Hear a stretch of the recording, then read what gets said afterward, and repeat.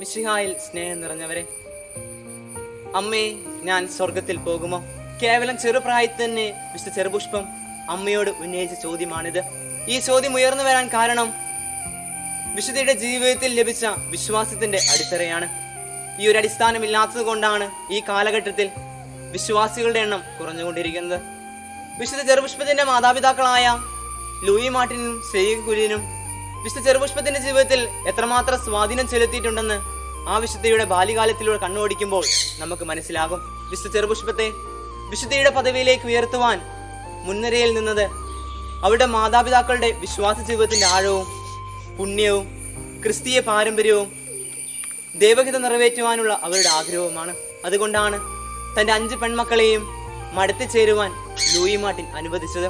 അങ്ങനെ ചെറുപ്രായത്തിൽ തന്നെ വിശുദ്ധ ചെറുപുഷ്പം ഈശോയുമായി ലയിച്ചു ചേർന്നു. ഈശോയുമായി ലയിച്ചു ചേർന്ന ചെറുപുഷ്പത്തിന്റെ ജീവിതം ധ്യാനിക്കുമ്പോൾ അത് കുഞ്ഞുങ്ങളെക്കാൾ ഉപരിയായി മാതാപിതാക്കളുടെ ഹൃദയങ്ങളിലാണ് ആഴപ്പെടേണ്ടത്. കാരണം ഒന്ന് ചിന്തിക്കുക, ഞാൻ എപ്രകാരമാണ് എൻ്റെ മക്കളെ വളർത്തുന്നത്? ഒരു വിശ്വാസ ജീവിതത്തിന്റെ അടിസ്ഥാനം എനിക്കുണ്ടോ?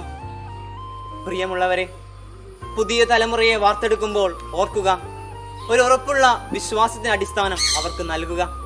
അങ്ങനെ നാളെ അനേകം വിശുദ്ധരുടെ മാതാപിതാക്കളാകാൻ നിങ്ങൾക്ക് സാധിക്കട്ടെ. നന്ദി.